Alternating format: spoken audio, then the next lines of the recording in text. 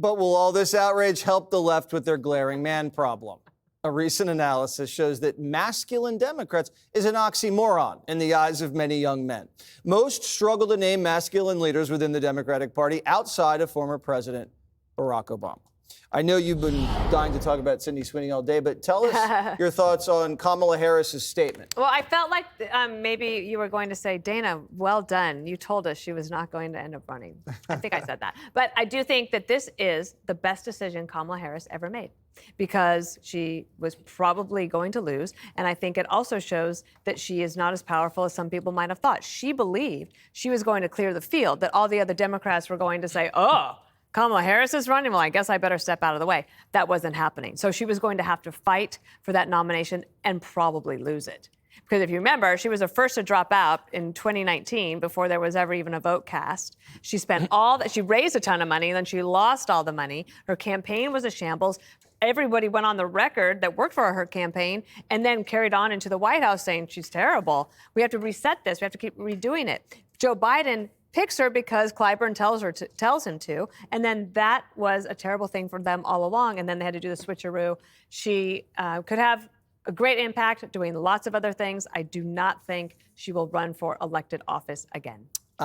You can mourn your nominee, please, Jessica, and then tell us your thoughts on why your party is so crazy about Sydney Sweeney. I will do no mourning or no craziness. I think it was the right decision for her. It would have been really tough. There were a number of meetings with high-end donors in California who they're holding their money back. So you can't win a race unless that's going to happen. Now all eyes turn to Katie Porter, who's going to be the far-left progressive candidate there. And there's a lot of buzz about whether Rick Caruso will try to get in, but a question always... Steve Hilton. And Steve Hilton, who's already in. Rick Caruso, I think, would be interesting, especially in light of losing the LA mayor's race and then Karen Bass's management of the LA fires.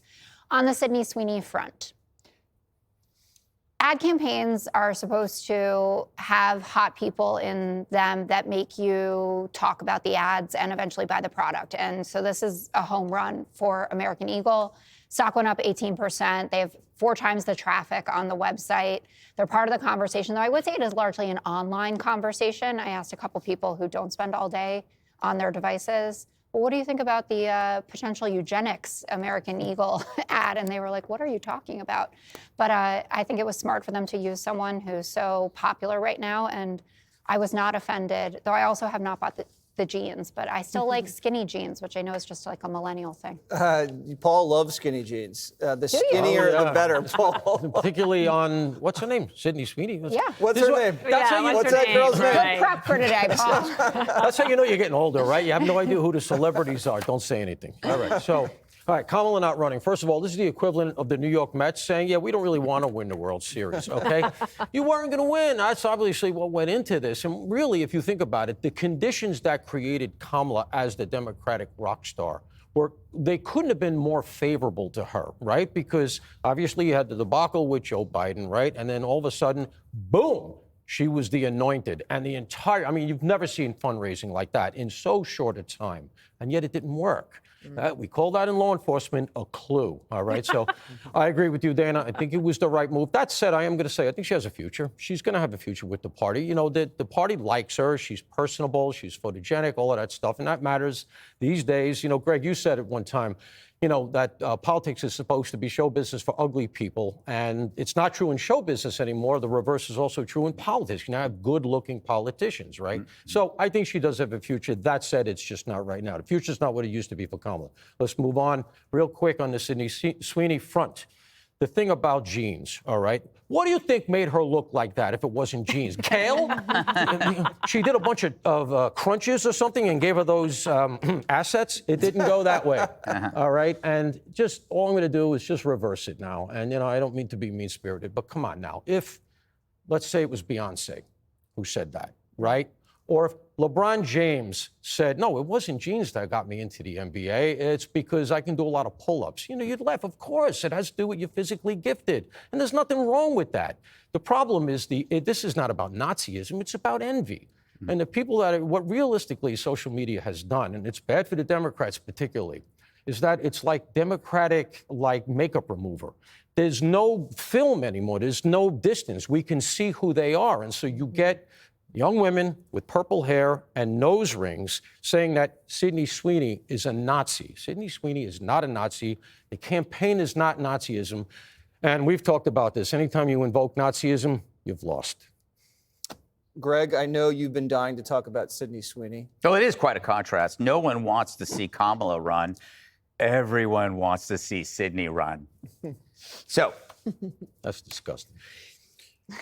let's talk about the masculinity thing. From the 1960s onward, little history lesson, Dana. Many men pretended to be liberal just to get girls. Because of the 60s and the 70s, there are a lot of cute liberal girls you can impress by, reading a summary on Karl Marx and Angela Davis.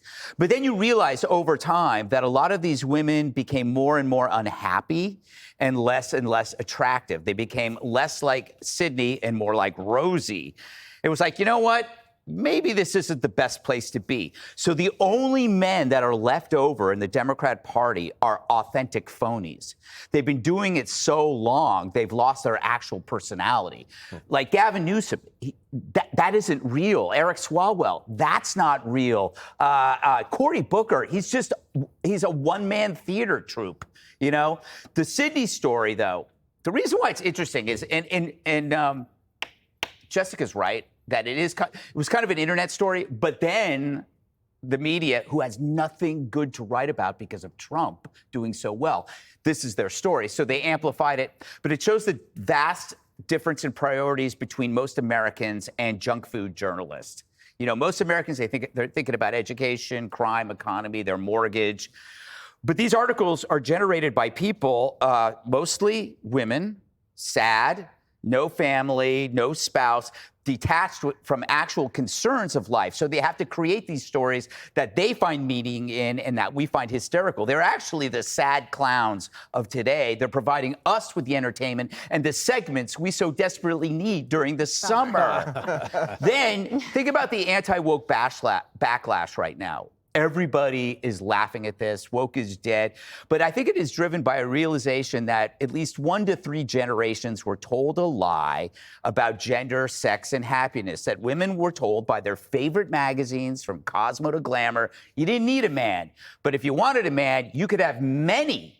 And they shouldn't be like your dad. And there is no clock. You can be 25 forever. You can live this life forever. We're not going to forget you.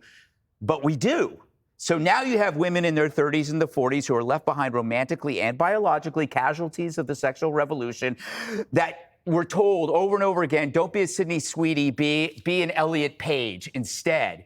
So Sydney Sweeney is a reminder that women are always going to be women and men are always going to be men who like women. And the people who preach differently, celebrities and elites, they can do so because they have the status and the fame to weather whatever outcome there is for their dumb choices. But the millions of women who bought those magazines and believe that beauty is patriarchy and monogamy is a prison, they don't have that luxury. They're stuck without a safety net.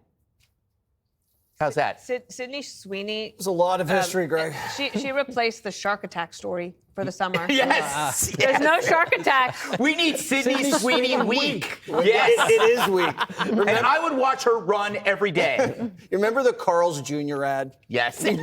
Every summer on Fox for business purposes. No, remember at Fox every night, Spring Break Gone Mad. Who did that? What a bunch of animals. I still read Playboy for the articles. I don't care. Click here to subscribe to the Fox News YouTube page to catch our hottest interviews and most compelling analysis. You won't get it anywhere else.